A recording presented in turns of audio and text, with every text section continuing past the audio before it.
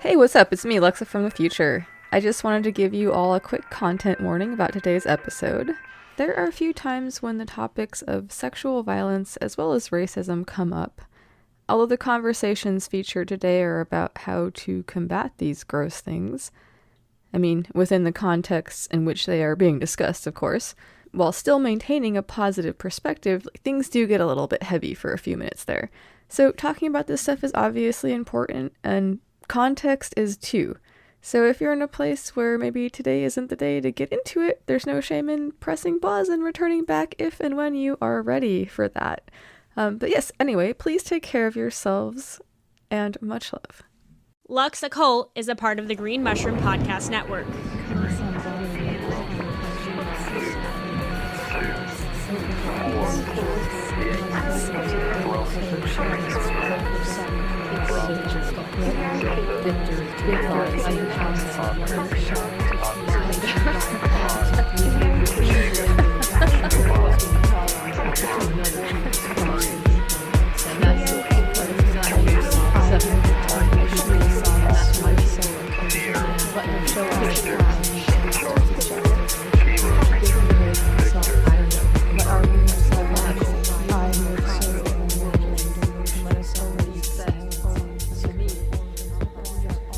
The content of your character is your choice.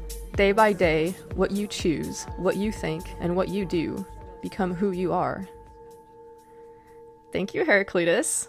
Hello and welcome to Lux Occult. This is the podcast where we gleefully taunt the mundane, butcher the Latin and most other languages, and we also discuss a variety of occult and occult-adjacent topics, exploring the intersections of magic, art, science, and philosophy. It's cultism for everyone.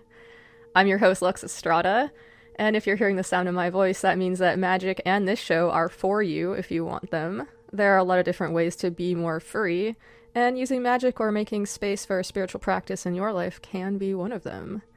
As always, I don't speak for anybody but myself. Others can, will, and should disagree sometimes. How do we ever learn anything if we all agreed all the time after all? And like people who try to be reasonable should, I'm willing to revise my opinions based on new evidence. Alright, so I'm very pleased to be bringing you all two very awesome conversations for today's episode. I spoke with Zach Budd, who is a consent and polyamory educator and the Gulf Coast advocate for the National Coalition for Sexual Freedom, about a system that he's developed to help people understand consent, called the 5 Pillars of Consent. My co-host from the Smuts Up podcast, Deep, joined me for that conversation, which was very cool. You can hear a treatment of it on the Smuts Up podcast as well. Zach shares with us about his journey becoming a consent educator, as well as explaining that consent is informed, voluntary, enthusiastic, specific, and timed, and what those things mean in an applied context. We're going to get into it. Consent is something that you might think you already understand, and it might sound simple, but there are some nuances there that we're going to be exploring. We also touch on some very important work that the National Coalition for Sexual Freedom is doing at the moment, and where people can learn more about that. I also spoke with Lonnie Scott, host of the Weird Web Radio podcast, tarot professional, licensed hypnotist, Midwest regional steward for the Troth, and holder of other accolades, I'm sure. We talked about the god form Odin, as well as inclusive heathenry. Lonnie talks about his own history and personal relationship with Odin, as well as welcoming everyone to one's halls to party with the gods. Lonnie was kind enough to come and chat with me for a little bit longer than an episode within an episode typically lasts. So instead of doing things the normal way, we're going to have these two conversations tag team one another. Understanding consent and being inclusive feels like a good 1-2 punch of try not to be a dick. Which is good advice to everybody, including myself. Try not to be a dick, Luxa. Alright, good advice, yes. Real quick, before we get into it, I'd like to say thank you so much for listening. I really appreciate you taking the time to hang out with me and my guests here on the show, and I'm super lucky to have such amazing listeners and collaborators and fellow travelers and co-conspirators and whatnot. You folks are the best. sort of avoidant to social media, though I may be. I always welcome people's thoughts, questions, comments, suggestions, or arcane revelations. You can reach me at luxoccultpod@gmail.com, or you can hit me up on Instagram at luxoccultpod. If you like the show and you're into what I'm doing, you can support it on Patreon. And if you do so, you can take a bibliomancy break with me. And there are no tiers or levels or whatever, so give as you will. And if you want to support the show but you're not into Patreon, you can do a one-time donation on Buy Me a Coffee. And there will be links to that in the show notes. And thank you so much to all of you who are already doing that. It really means a lot to me to be making this show and doing the work that I'm doing, and it would not be possible without all of you, so thank you so much. Much gratitude.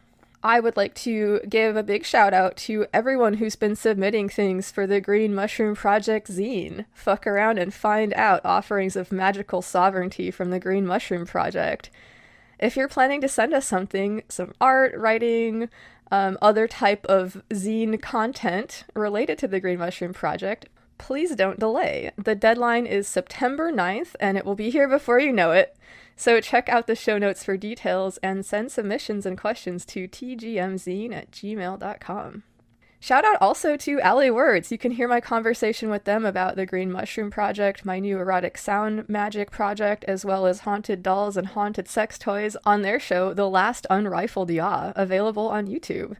And don't miss the very interesting conversation about Allie's work surrounding chaos magic, technomancy, AI, and a lot of other stuff in episode 46 of this show. It's wild as shit. Definitely check it out.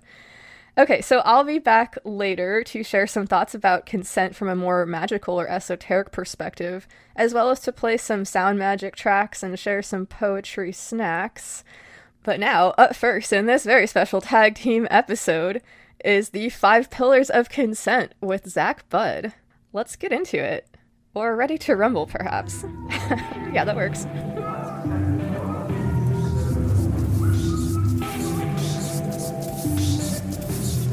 So hello, we are here today with Zach to have a very important conversation about consent. Hi. How's it going? Thank you. I am well. I'm doing, you know what? I'm here to talk about consent, which it doesn't excite a lot of people, but I get pretty fired up about it. So no, I'm doing well. I'm doing great. Thanks. And thanks for having me. So if you wouldn't mind giving us a little bit of an intro about yourself, like what you're into and what you're up to. Yeah, what I'm into, what I'm up to, man, that could take a while. No, so my name is Zach Budd. Officially now LMSW. I've graduated and got my license as a master social worker. And I live in the Houston, Texas area. I am a social worker. That's kind of my day job. Side projects, among other things, is I'm a polyamory and kink sort of educator. Started off as a consent educator. I've been teaching consent actively now. Oh gosh, since 2016, 2017, somebody do the math. I don't know how many years it is, but a while. And that's kind of, I think, how we ended up crossing paths is whenever I, go somewhere to talk about consent or do some sort of education, whether it be for polyamory or some kink group or something like that. Every time I do it, somebody asks me to do it again. And that's kind of, for me, that's exciting because it means there are people that actually want to hear this stuff and want to have these conversations. So that's kind of what I'm doing now. Other things that I do, NCSF, the National Coalition for Sexual Freedom. I am their Gulf Coast advocate. And so I do some traveling with them to talk about consent and things like that. And they've got a really cool project that they have been working on for years that is kind of coming to fruition, where they've been sort of updating the definition of consent via the ALI, the American Law Institute, which is a whole big thing you can find on the NCSF website, which is ncsfreedom.org. But yeah, that's basically it, other than possibly traveling to a conference or convention near you and speaking sometime soon. That's basically what I've got going on right now.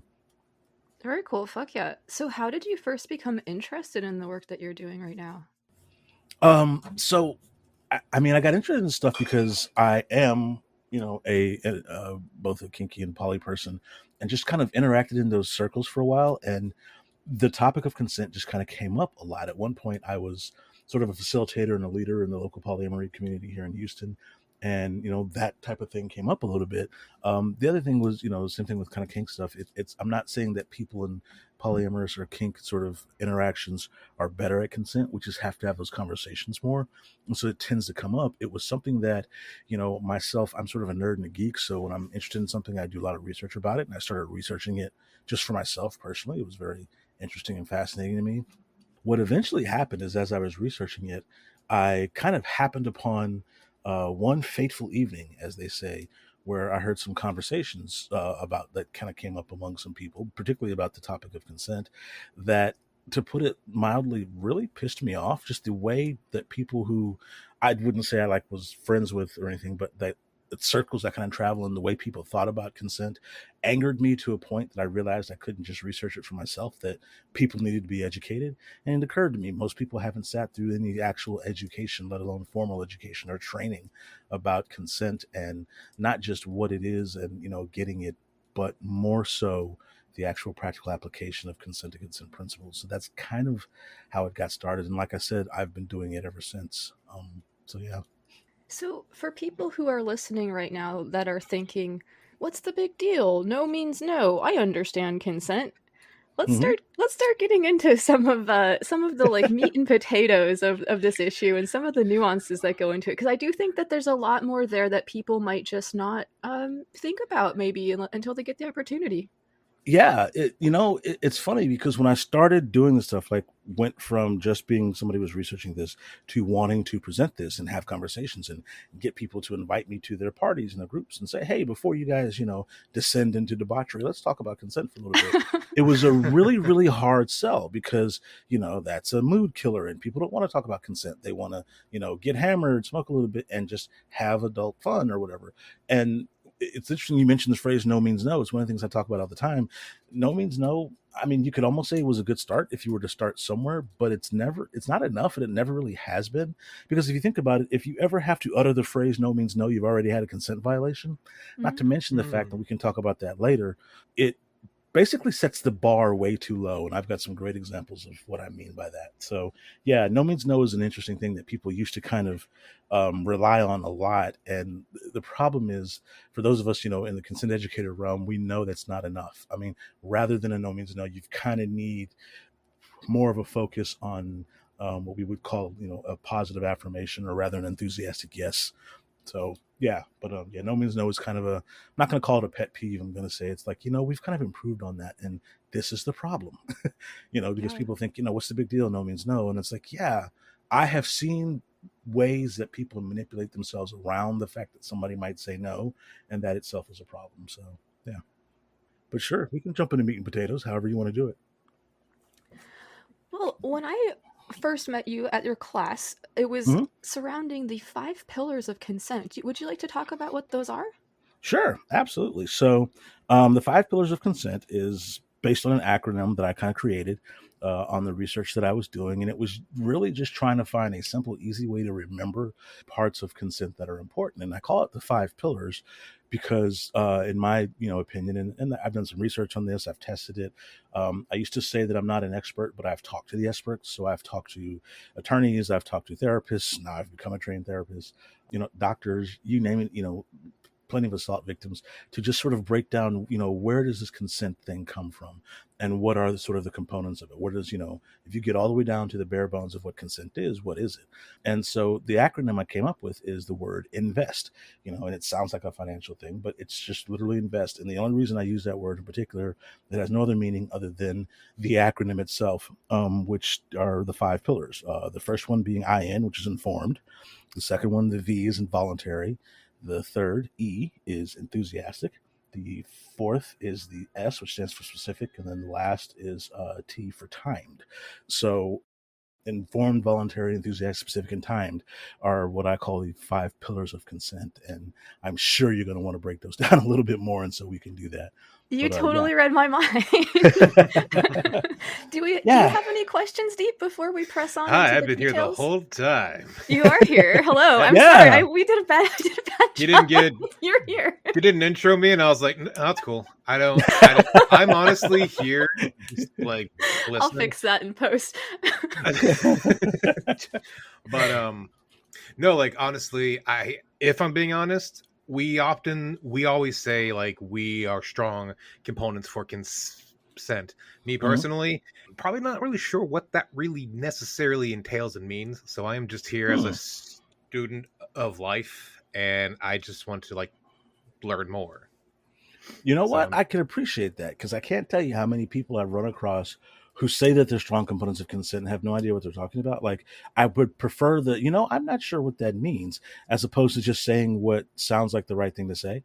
Like hmm Hmm. that is to me that's preferable because it's the beginning of wisdom is admitting what you don't know, right? So yeah, I Yeah, dig that. exactly. absolutely. And I think Yeah. there's another issue too, which is that, ideas about this stuff are going to continue to evolve. So the things that we talk Hmm. about today, gosh, in 15 years, there might be other ideas about it. So this is stuff that's continuously evolving. These conversations and stuff are necessary and need to be had. And so, yeah, I Hmm. just wanted to put that out there too. Right. Yeah. Cool. Yeah. Okay, so, Excellent. hell yeah. So let's get into informed. Yeah, yeah. So it's important to keep in mind as we talk about this that when I teach consent, yes, I come at it from the perspective of somebody who's both polyamorous and kinky. But for me, the more important thing is that I firmly believe that consent is involved in every human interaction. Even this conversation we're having now, we're all kind of here of our own free will. I hope no one's pointing a gun at us saying that we got to be here for this. So for me, every single human interaction, whether it be an interaction via social media, to a handshake, to sitting in a room having a conversation, has a consent component to it. And so I approach it from that way. So starting with that first pillar, informed, it seems pretty basic, but you kind of have to know what you're consenting to. Consent doesn't happen in a vacuum. Oh, sure, I'll go along with whatever you say, not knowing what it is. That's not actually consent. You aren't aware of what you're consenting to, and you can't give an enthusiastic yes or an affirmative to something if you don't know what it is.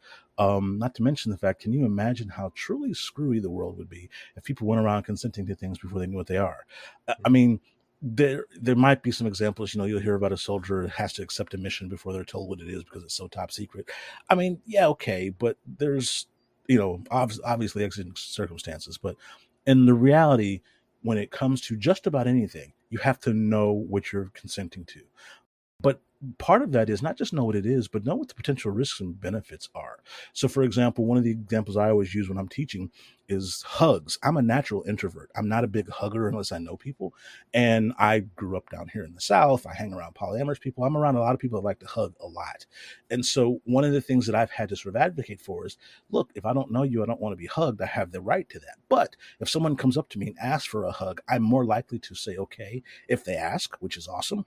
The problem is that I need to know what the risks are. So, for example, if you come and say, Zach, can I have a hug? Sure. But if I don't know that you just tested positive for COVID, I have not been properly informed and I can't consent to that risk if I don't know what it is. So, part of informing somebody of what they're consenting to is making them aware of the potential benefits and the potential risks of that action before they consent to it.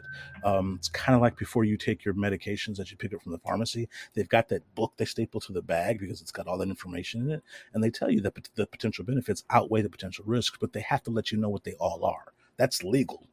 That's just required. It's the same thing when it comes to any form of consent. If I go to shake your hand, I have the right to know if you've been gutting fish before you shake my hand. Otherwise you haven't properly informed me and I don't have the opportunity to either opt in or opt out of potentially getting fish guts all over my palm. I have the right to know that. So yeah, that's kind of the way I look at the informed thing. You have to be made aware of the potential risks and the potential benefits. All right. Fuck yeah, that makes a lot of sense. Cool. I love it when this stuff makes sense. That's the reason why I do that- this. That is to make it make sense. All right, so let's see. The next letter in the acronym is E, correct? No, it's V. V for voluntary. Yes. I know English. That's okay. Don't worry about it. Hey, literally, no kidding. I have it written down in front of me, and I created the damn acronym, so it is all right. I don't mind at all. I like the fact that you're trying to skip ahead to E, and I'll talk about that in a second. But yeah, so the V stands for voluntary, and voluntary also sounds obvious, particularly when we're talking about consent. But I think people kind of get lost in the practical application of things being voluntary or of volition. Essentially, for something to be voluntary, for someone's consent to be voluntary, they have to have been free to say no to whatever is being sort of proposed to them and to have that no respected. Now, I say that, and I have to give examples because it sometimes is more abstract than it really seems. But for example, and I hate to go to, dark times, but it paints the picture here. We are all somewhat familiar with the story of Bill Cosby. Even though he's now out of jail, he was convicted. He was a terrible person that had a bad habit of mistreating people. But what he was doing was drugging his victims. In other words, basically incapacitating them some way artificially to get around the fact that they might say no. So yes, they didn't say no. By the way, that said no means no thing. He was just drugging them so they couldn't say no.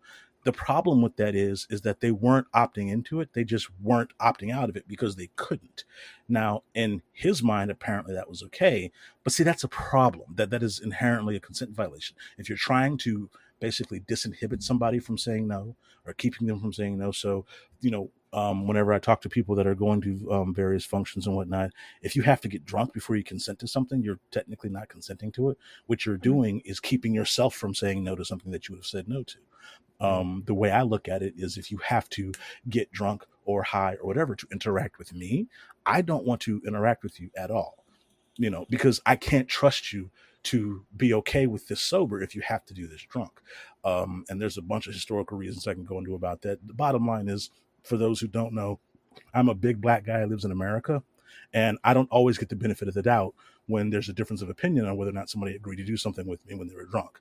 So I don't take that chance. If you cannot agree to be with me sober, I'm not touching you drunk, period, end of story. So that's kind of the way I look at that. So, and that's where that voluntary sort of part comes from. And I tell people all the time, I don't mind if people want to interact with each other or have fun or play and whatnot, and have a glass of wine, have a drink, have a beer or something like that.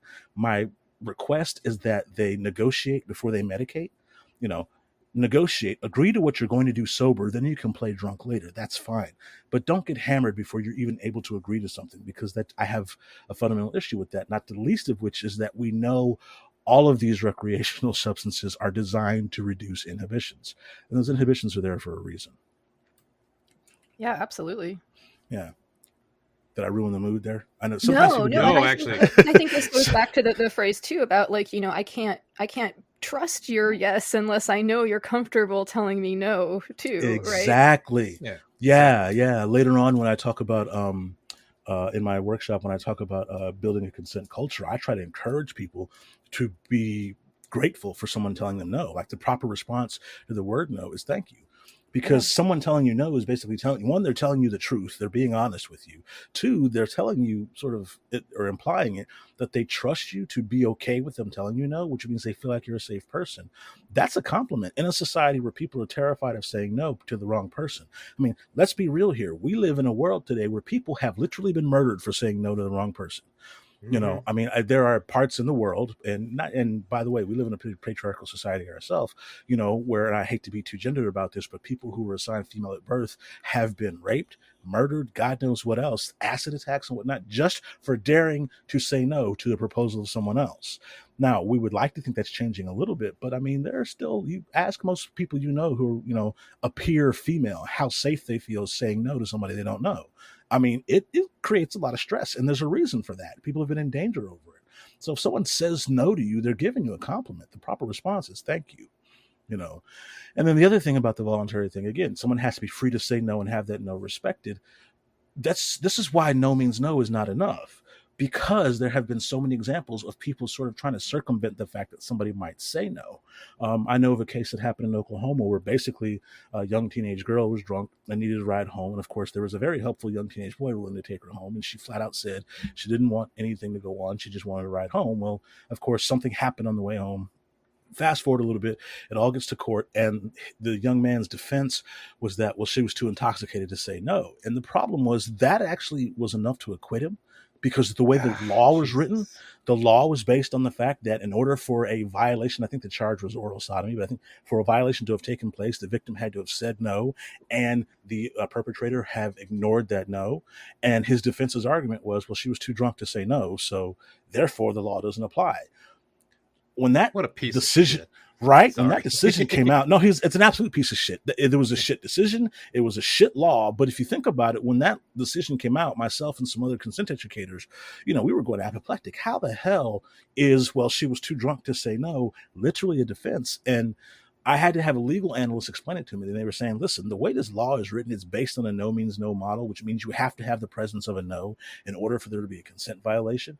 What the appellate court in that case was basically saying was to the legislature, you need to change the writing of this law because it's based on a no means no model. And this is the shit that can happen if you base things on a no means no model. So rather than the absence or the presence or absence of a no, how about the presence or absence of an enthusiastic yes?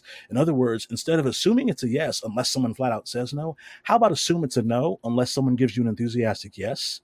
Then you can't circumvent the fact that somebody might say no. You are assuming the no unless you get a very clear communicated hell yes to something, which is what I mean by raising the bar. So that's why earlier I said no means no is not enough, and it never has been. It sets the bar too low. We literally have people who are just trying to get around the fact that somebody might say no. Not to harp on this too much, I'll give you another example. Any person who has ever been anywhere out in public and someone just grabbed them by the ass without saying anything to them or asking, they're literally doing something to you before you have the right to say no to it. It's the definition of a coercion. It's consent violation. It's super uncool. Yeah. Don't I grab just wrote people. exactly. Don't touch dude. people Right. without permission, everybody. Yeah. Please just don't.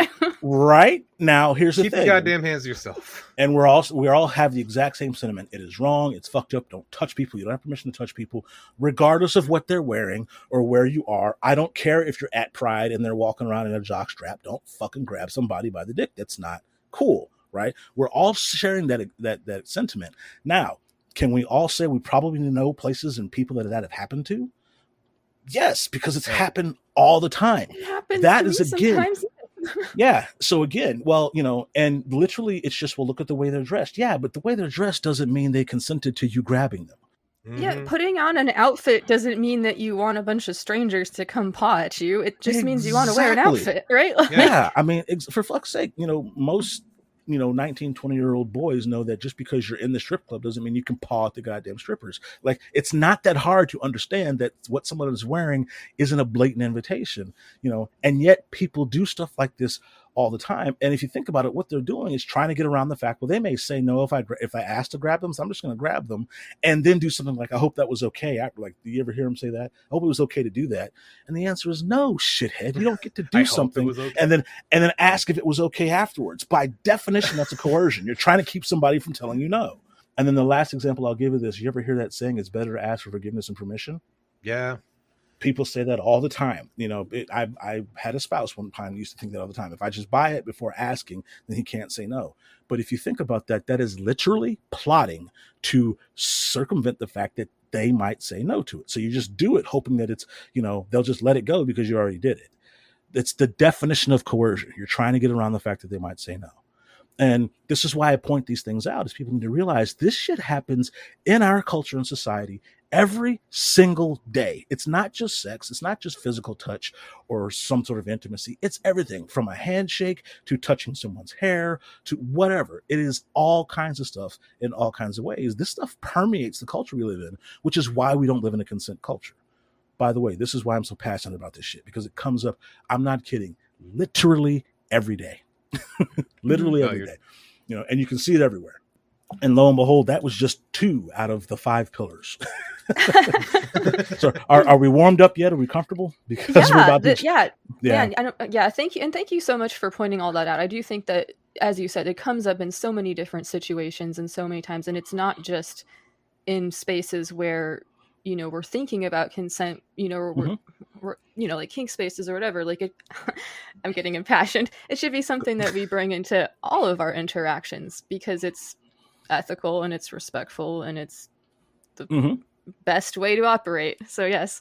Absolutely. Yeah. And I really, like I said, I really respect and admire the passion, because again, when I started trying to talk to people about consent, I got a lot of yawns and ho-hums and, well, that's boring, because people don't want to talk. I mean, I'm a sexuality educator. When people hear sexuality educator, they want me to tell them about the latest sex toy or some new technique.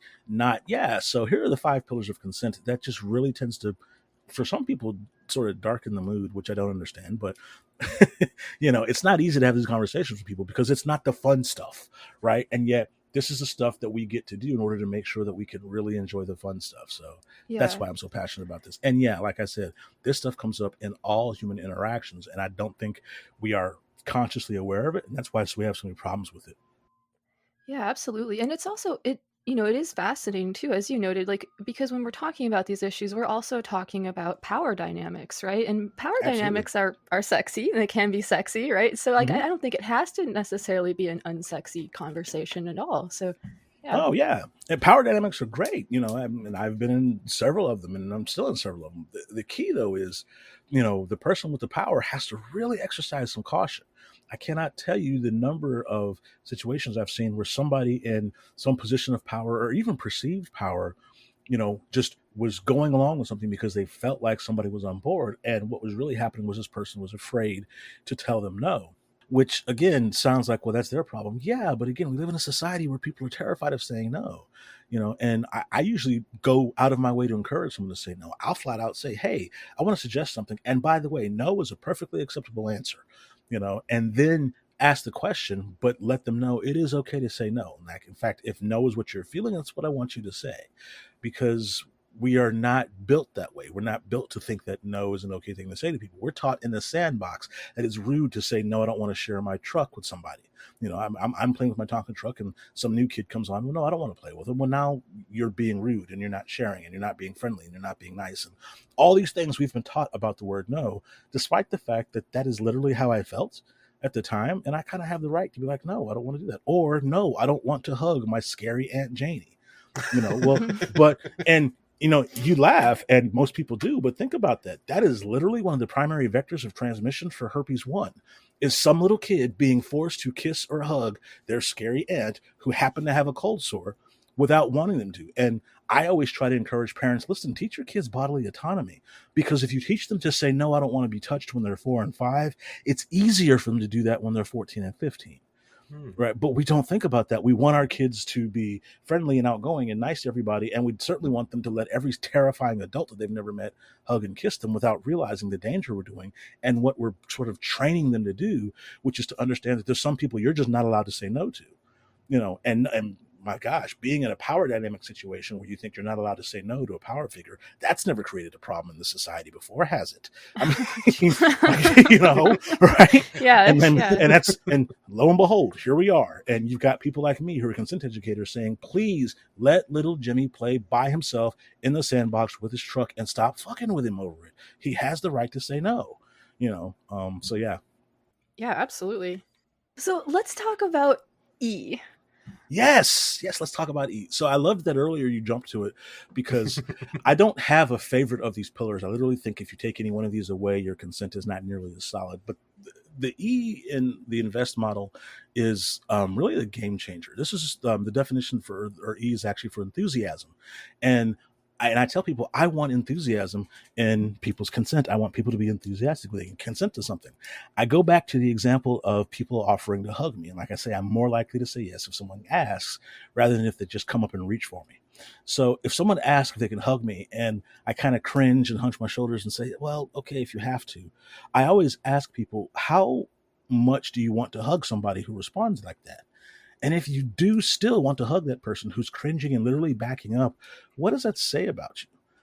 Why wouldn't you want someone to be enthusiastic about their interactions with you? Let's say it has to do with a handshake or a first kiss on a date. If someone says, well, okay, I guess, I mean, does that build a lot of confidence in their desire to want to be kissed by you, let alone whatever else you may be suggesting?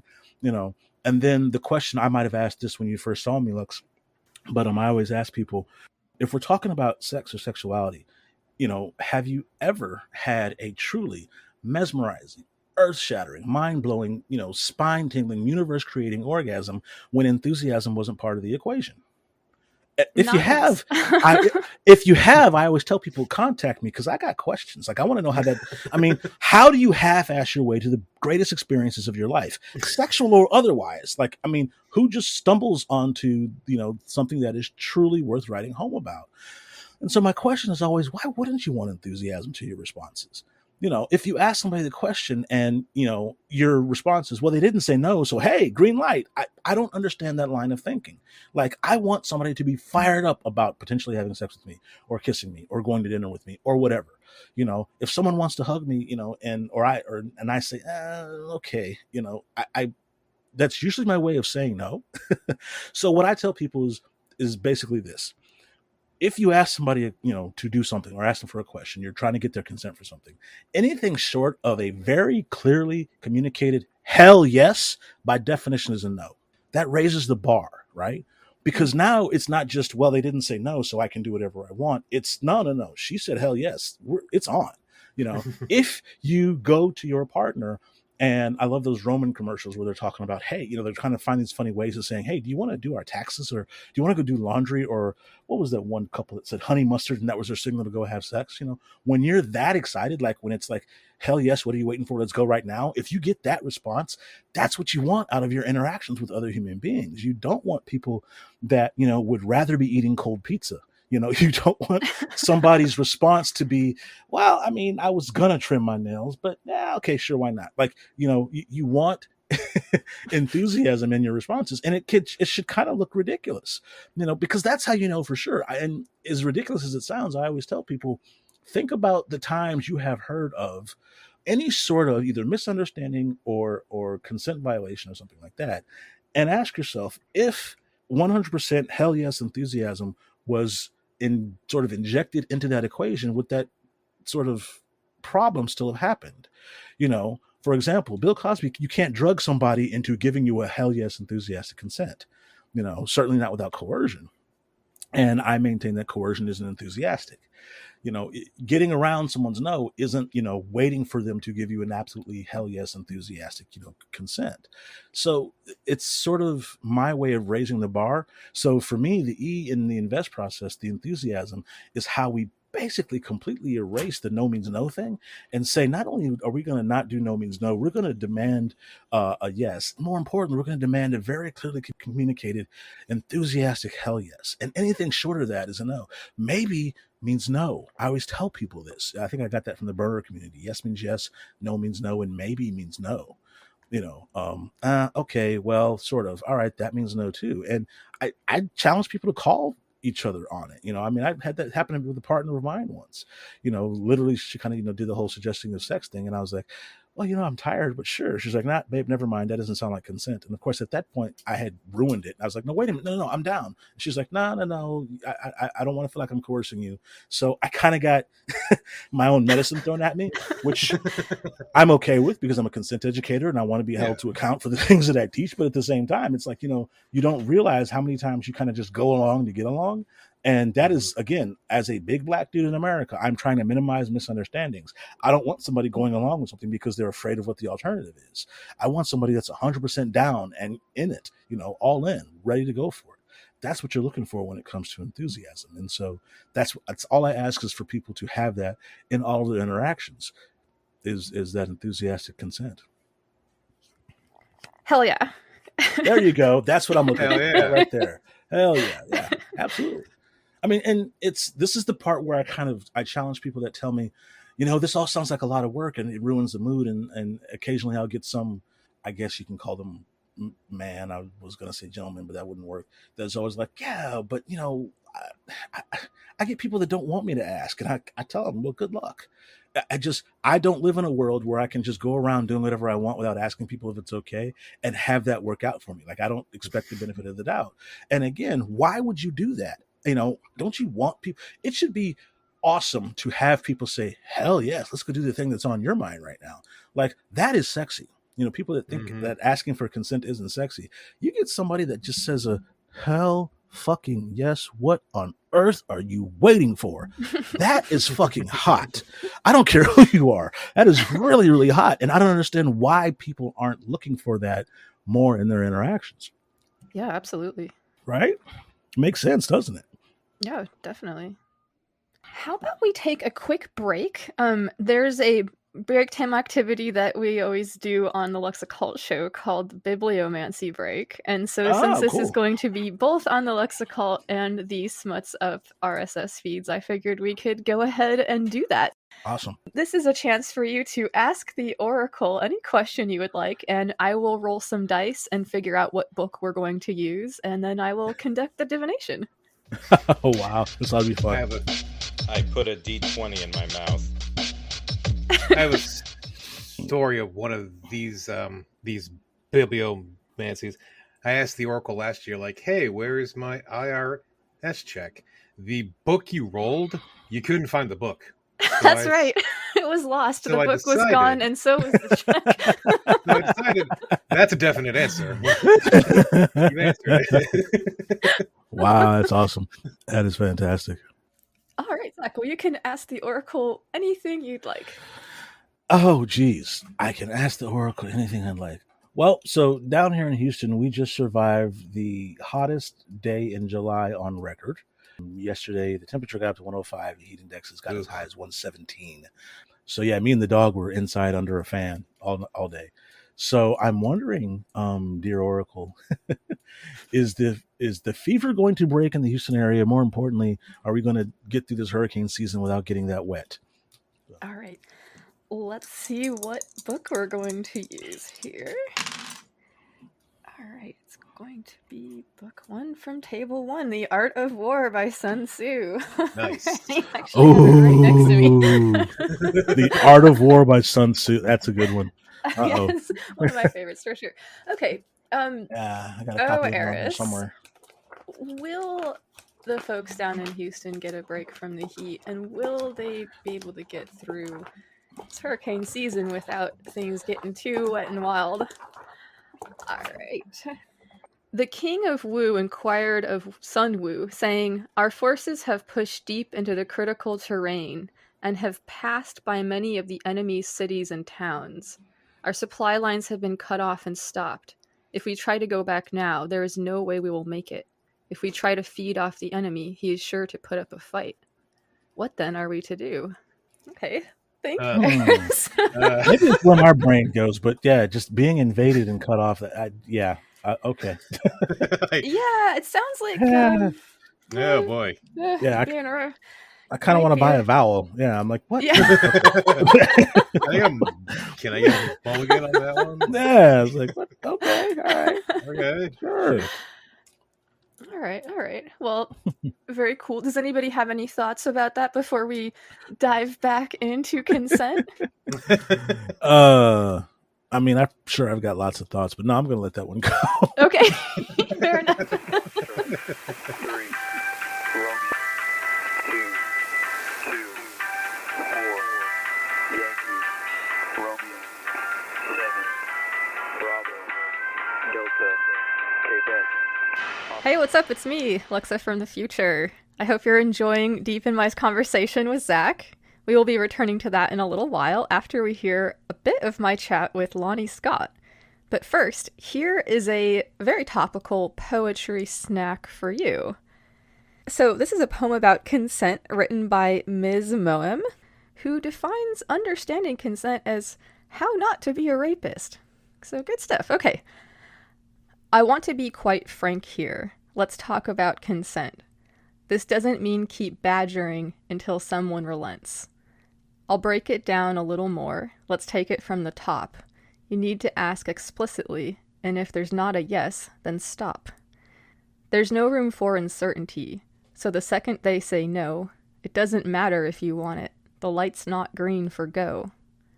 For all sexual activity, you must be clear and sure, as without it, you're an animal on the wrong side of the law. No minors can give consent, no matter what they say, so make sure you have all the facts before you start to play. It's not the clothes a person wears or the way in which they act. Just assuming they are up for it does not make it a fact. Flirty or suggestive behavior is not an invitation. Nothing must ever happen without an adult conversation. If you are not mature enough to talk this subject through, then really it's a no-go and sex is not for you. These intimate acts are a privilege. It is rape if you take them by force. An unwilling yes or silence is not consent, of course. In fact, even if you're married, or if you shared a bed before, that doesn't automatically mean it's an ever-open door. Every time you must ask outright if they want to proceed with you. You need a yes without duress, and nothing less will do. Make sure your partner is comfortable at each step down the line. Consent is not eternal and can be withdrawn at any time. Okay, fuck yeah, good stuff.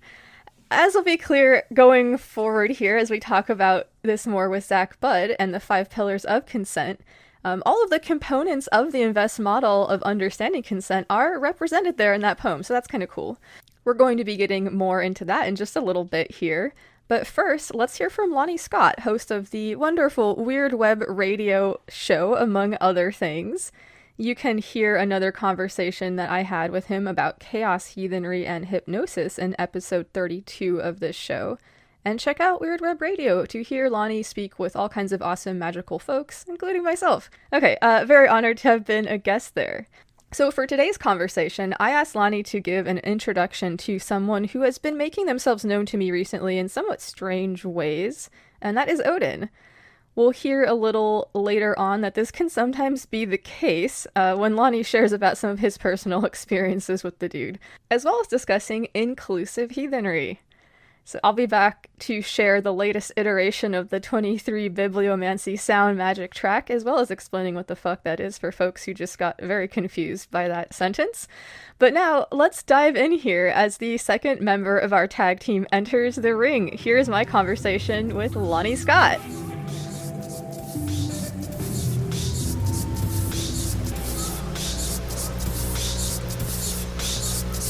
Nothing around her but ghost fragments. All right, well, Lonnie, thank you so much for joining me this evening. How are you? Awesome. It's really cool to be back here, and I appreciate the invite. Well, I appreciate you being willing to come and talk to me about this stuff. So I've asked you here this evening to talk about somebody who I know that we're both very into, and that's Odin. What? No. What? The All-Father? Funny. I mean, I'm totally fine with people who call Odin the All-Father, but I just don't see it. Okay, well, I can't wait to hear about that. I just don't see it. Okay. Well, okay, so for folks who aren't, familiar with Odin, like, maybe you could give a little bit of an introduction to this dude. Mm-hmm. Odin is one of the main figures within Nordic mythology, and probably one of the more popular, I would say. Definitely, if you consider gods to be, spirits to be god-sized and very active, Odin seems to be one of those who's very interested and active in mankind. Comes up again and again and again. The stories around Odin are featured within surviving poems that are collected, known as the Poetic Edda and the Prose Edda. The Prose Edda, also known as Snorri's Edda, was collected and compiled by a man named Snorri Sturluson. He was an Icelandic chieftain of some sort. I don't know all the details of Snorri's life, but he was very fond of these stories and writing them down. And I think Snorri's main drive was, preserving some of the skaldic poem techniques that were probably dying off in his culture, I would guess, because these things were written down and collected like this until like 2-3 centuries after conversion. Yeah, I thought Snorri was a monk. No. I could be wrong about that. Okay. No, Snorri was not a monk. Snorri was actually murdered, I think. Oh, okay. I must be thinking of somebody else who was collecting these stories. Some of the stories that are popularized get kind of intermingled between the sources, between the Poetic Edda and the Prose Edda. Odin was a very central figure. Snorri clearly wanted him to be, I suspect, something more central and mega important within whatever that Scandinavian kind of pantheon, I guess, although I don't see them as such, that just that collection of stories and gods and goddesses. He wanted Odin to be the chieftain. I'm not so sure that's what, if you went pre-conversion times, that people would have agreed with that. Just suspicious of that myself, based on things about Odin and stories, Okay. and lack of place name. I mean, there's a lot of place names and things that have his name featured in it, and other things that they look for key things in mythology, but the linguistics, and you'd have to get somebody better at that than me to come along. It's just things that I've read and I've contemplated my own experience. I don't connect Odin as an all-father figure. I think that's an idea that comes from Snorri. I think it's very useful. It's beneficial. It brings people value, and that's awesome. And I don't doubt that he could be, just not for me. Does that help? Sure. Yeah. Thank you. Yeah. There are, among all the stories, one of the most popular concerning Odin is actually a collection of sort of do this, don't that kind of parable and wisdom called the Havamal, or Sayings of the High One. And it's often attributed to being Odin himself who's saying it. And it's just full of really practical advice, especially for the time in which it would have been written. My favorite in there is this concerns the part when Odin acquires the runes. And this is the kind of Odin that I dig. This is the Odin that I connect to, that I'm after.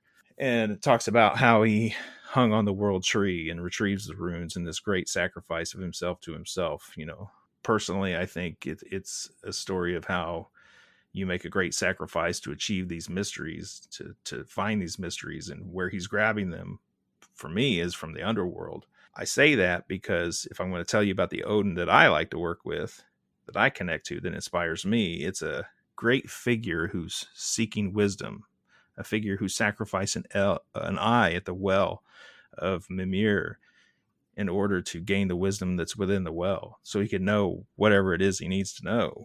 Someone who's willing to travel to any culture, any land, any place to gain the wisdom necessary to stave off Ragnarok, to collect more mystery, probably collect more power, in order to look into the underworld itself, to dare death itself, that even the gods have to dare death itself, to give up its secrets. I think that's pretty fascinating. For me, Odin is more of on one hand, you've got this being of wisdom and knowledge and practical living, even among all of his names. He's got a few hundred of them, and they all mean something different. From Runatyr, the god of the runes, Sigatyr, the god of victory, Oski, the gift-giving god, right? Santa Claus. Very fun. I like that one. And it's scary shit like Grimner. It even sounds scary, right? Like Grimner, you don't want to mess with him in his Grimner role. There's just a lot of things, a lot of names and things like that. Give you a clue to the character of this big spirit that you're working with. So for me, on one hand, like I said, it's a god of wisdom, a god of knowledge, a god of skill and craft and magic and sorcery. He's also a god of death and necromancy and the hanged and the hung and everything that might bring along too. You know, it could be terror and ecstasy all in one. Fuck yeah, I love that. Fuck so yeah. Could you talk a little bit about your own personal history with Odin? Like, how did the two of you first encounter one another? Yeah, well, it was at a heathen mingle. No. We met on Heathen Mingle. Heathenmingles.com. That's where I meet all of my deities. That's right. Meet your god. Love your goddess. Heathenmingle.com. What a long and twisted path it was for me to find Odin. I didn't look for him. I met a friend many years ago when I was a teenager who just randomly asked me if I ever heard of Odin. The answer was no. And didn't care. I was investigating into like Egyptian stuff at that time, and because I was convinced at the wise age of 15 years old that the book I stole at the bookstore about Egyptian gods and goddesses held all the secrets of the universe, and I was going to well, I mean, you did fuck steal shit it. up, right? Stealing fire from the gods itself. I get it. Hey, yeah, right. Don't do this at home, kids. We're not condoning law-breaking activities. It's no. It was the 90s. We didn't have the internet. So anyway, mutual friends build out of this, and one guy, he's dead and gone now, and I never missed a chance to call his name at a sumbel or something, which is a ritual that particular to heathenry.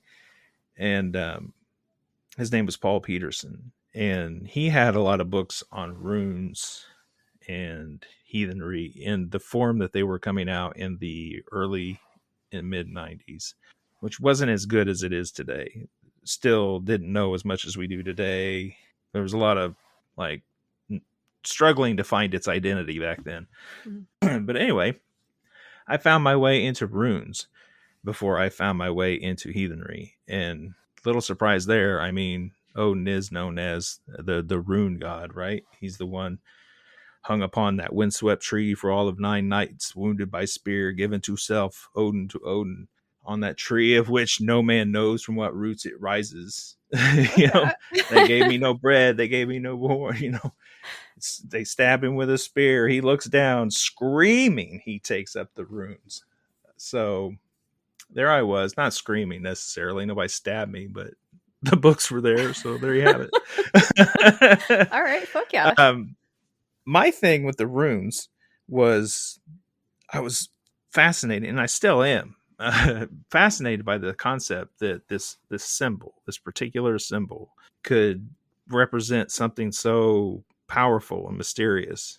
And my theory on why has developed over time, but that whole concept alone was really cool to me, that you could take a rune, like Fehu is the first in the Elder Futhark, and carve it into something. You can write it on something. You can chant it. You can breathe it. You can sing it. You can trace it over your drink or your food. You can make a cookie shaped like one and eat it, consume it even, right? Yeah, absolutely. Like they're just so versatile as a magical tool. And the wisdom, I think, that's locked in them too. And this is why I have no problem equating them with Odin, because when I contemplate a rune, I think about, what does the word of that rune actually mean if we translate it into English? And if we take that word, now that we can understand it, well, where do these concepts show up in the surviving lore and poetry, in the mythology? And where does it show up in their culture and their history? And why are those important to stick out? What can we learn about them then and take those lessons and bring them forward to today, and where they're equivalent today? And within that equivalent, how does it become practical and useful to me? How do I gain wisdom from it? How do I grow from this? How do I get results in magic with this? And as I've approached that as our problem today, now I want to look out to the world. How else might I encounter this rune today in my life? Not just in a book or in a chant or in a carving or a writing or anything else, but walking in the world. How can I encounter the power of that rune somewhere in the natural environment, or even outside the natural environment, walking down a city street? Where and how can you encounter a rune and its power in the world? And I think that's important because it makes them relevant. It focuses their power on something more useful and practical to us today. So within that, it's still that wisdom seeking. It's still being willing to reach into the unknown and grab the rune and bring them up. So that's what I get from the runes. And all of that, I think, is perfectly in line and resonates with whatever the power that Odin is. My journey with the runes takes me forward. Chaos magic joins the group. and chaos heathen, right? So as we're going forward in time, Odin is a thing that keeps coming up, not just from the books, but from encounters with people talking about Odin, or seeing, going to a library and seeing a book about the Vikings and opening it up to a page about Odin, strangely enough, and having different nudges, as it were. My study of runes kept leading me to the fringes of heathenry, is what it was doing. So I find my way into heathenry and find out it's full of a bunch of racist assholes.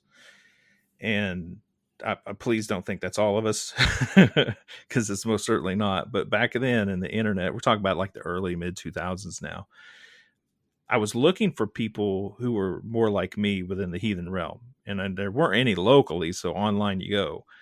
And what I ended up finding was there are a group of heathens that call themselves folkish, and they tend to be very along a scale of racist. They go from, we just want this to be about our ancestors and our ancestors only, to you have to be white and white only. And you can take that however you want from them. I think they're wrong all along their spectrum. And then there are people who, like myself, we call ourselves inclusive, meaning we don't bar entry to anyone. We welcome anyone to our halls. Before I understood all that, I I was about ready to give up entirely on trying to get into heathenry, but I was still fascinated by the gods and goddesses, the spirits, the mythology, the runes. And that's when I found the guys at El Has Ablaze. And through the connection with them, I realized that, these people calling themselves chaos heathens were my people. They were people who were focused on the magic and the mystery of it all, rather than some strange fundamentalist notion of what the mythology is and means. A sort of like religiosity, perhaps? Yeah, I mean, you could very well, and you still can encounter them, but I don't see it as much. But back then, it was really bad. You since this is about Odin, you'd find people talking about Odin, for instance. Their Odin is sitting on a throne, probably has a shotgun and an American flag too. What? Okay, well, yeah, like they transferred all their far right nationalist ideology into their religion when they left Christianity or whatever their background was. They kind of planted those same ideologies onto Odin. Odin was always the focus of that kind of thing, and it was gross, and it is gross, and I don't like it. Odin being Odin probably doesn't care. He likes to role play. Okay, well, maybe this is a good time to bring this up, because and I know that this is something that you've mentioned before. Like, Odin is somebody that can cross these boundaries, these barriers, and like this is something that we sometimes associate with like trickster energy or trickster characters. This is sometimes how Odin is seen, obviously, but Odin is also seen sometimes, I've heard, as like sort of like transgressor, just in that he is using magic, perhaps in a society where it's not seen that it's proper for males to use magic. I'm not actually like very up on this, but this is just something that I've heard people talk about. So I'm curious about, like, is Odin a transgressive figure, do you think? Probably to some people. There's a concept of a certain practice in ye old heathenry called Saith, and it's been rebuilt and reimagined in a few ways. Diana Paxson has a very popular form that's based on a particular saga and a particular way of imagining how to do that. And some other people, I think Katie Gerard's got a book out there about Saith that has a little bit of a different perspective. Saith is one of those things that has been a long running argument within heathenry, and Odin is usually the figure in mythology that gets pointed at as a counter argument to people that say, well, men shouldn't do this, or they were ergi. And this ergi is, in the early days of heathenry, ergi was this word that they pulled out of Old Norse or something to say, oh, that was gay, is what they were trying to say, and somehow that's bad. Well, maybe to some people in the Viking period, in some areas, that might be true. I'm no expert on that. There's really weird understanding of all this now. Like, it may have been bad to be the receiver on the one end of a homosexual relationship, but perfectly fine to be the giver. They make arguments that that's what ergi was. Interesting. I just want to make it, I just want to make it clear that's where that whole thing comes from. It's an argument over what ergi means and how gay is it, and if Odin did it, then it must be okay. But no, that's not what that meant, and it's fucking stupid. It's a stupid argument. Yeah, and when we look at like history and semantics, like things get like spun out of control very quickly when we're trying to like, even okay, so even in modern internet culture, I'm sure I'm not the only one that finds it deeply confusing. Like, and it's just a magnification of what's always been going on in terms of how information is transferred and stuff. So like, gosh, who even knows like what the original like ideas behind this stuff is, but all we can sort of like speak to is like what we understand now in our modern context, I guess, right? Like, right. I mean, do you really want to base your idea of what's okay in sexuality on what they thought in the Viking period? I mean, I like to come up with my own ideas about stuff personally, but like people should, I guess people should do what they want as long as they don't want me to. I've always thought, like, our ancestors worldwide were practical people, always looking for a way to improve their lives. None of them anywhere in the world would shirk away from technology or something that could give them that edge, right?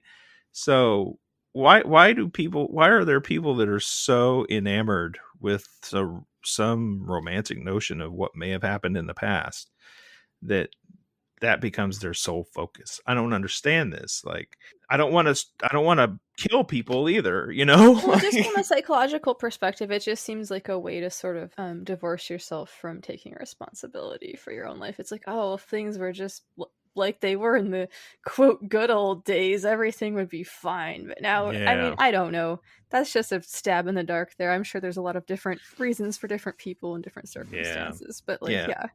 But I mean, to kind of wrap that part of that conversation up. We're totally in the weeds here. Right, we're so in the weeds. We got to bring this back to Odin. I think it's very likely that you could find Odin in the Library of Congress, in Congress, in the court.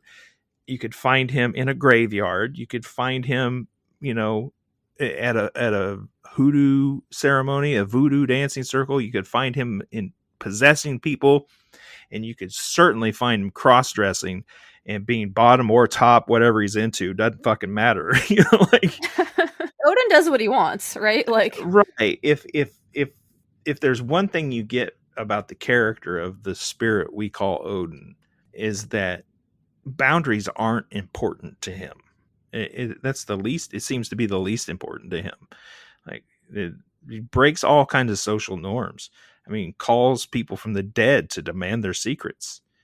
Hangs himself from a tree to reach into the deepest, darkest mysteries of death itself to take the runes. You know, is a shapeshifter and Loki's blood brother. Like, Odin is a far more complicated figure that I think whatever Odin that you want necessarily can be the Odin that you get. And there's going to be times when Odin, if you want to be involved with such a force, is going to enact their plan, their method, their way into your path at some point too. So it's like any deity relationship. You're going to have to decide what your terms are and realize that if you really see them as this individual spirit, intelligent being itself, it's going to have its own will too. And you got to be willing to choose, am I going to be a part of that or not?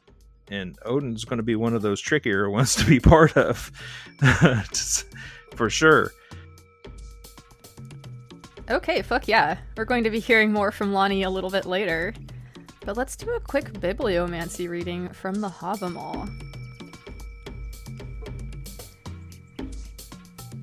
Oh, Odin. What should I keep in mind as I pursue my current line of inquiry? Okay, this is number 101. But at the approach of morn, when again I came, the household was all sleeping, the good damsel's dog alone I found tied to the bed. Okay. Interesting. I will have to think more about that later. Alright, much appreciated. Okay, now, let's get back into Deep and Mice's conversation with Zach Butt about the 5 pillars of consent. Alright, so getting back to our consent conversation, I believe we are at the letter S, is that correct? We are, yeah. Yes, letter S stands for specificity or specific. So when people are having consent conversations, when you are negotiating, as it were, talking about what you know is being proposed, what you may or may not consent to, of course, you got to be informed, it's got to be voluntary, but you need to specifically mention what it is you're talking about.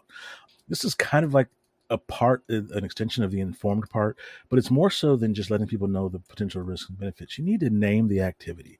I say this to people all the time. If you can't name the activity, you probably shouldn't be proposing it or consenting to it.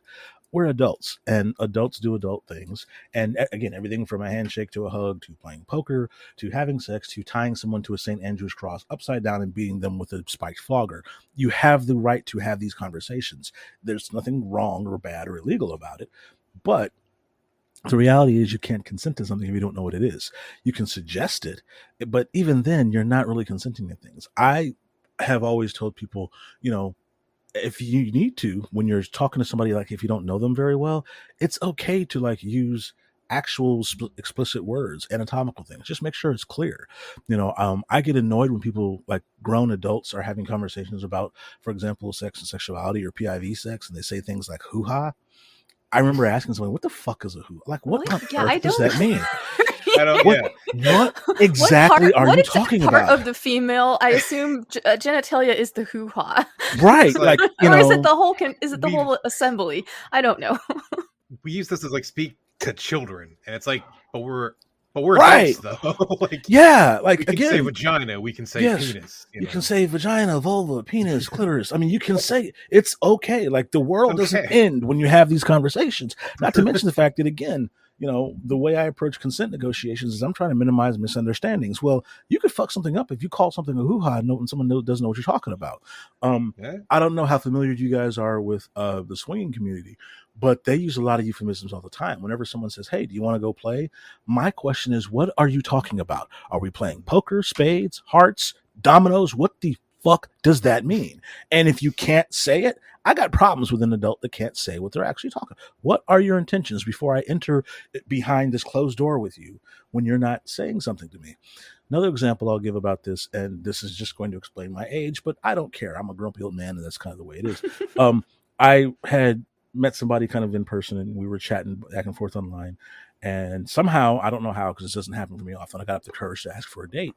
And she was like, sure, let's just, come to your house and Netflix and chill. And I'm like, okay, great. So a couple days before, or actually it was the day of, I messaged her to see what she wanted for dinner. And she's like, you're making dinner? And I was like, yeah, I mean, we're coming over to, like you said, Netflix and chill. So I figured I would make dinner before we watch whatever we're watching on Netflix and stuff like that. So apparently what was going on is I didn't know that Netflix and chill was a euphemism for something else.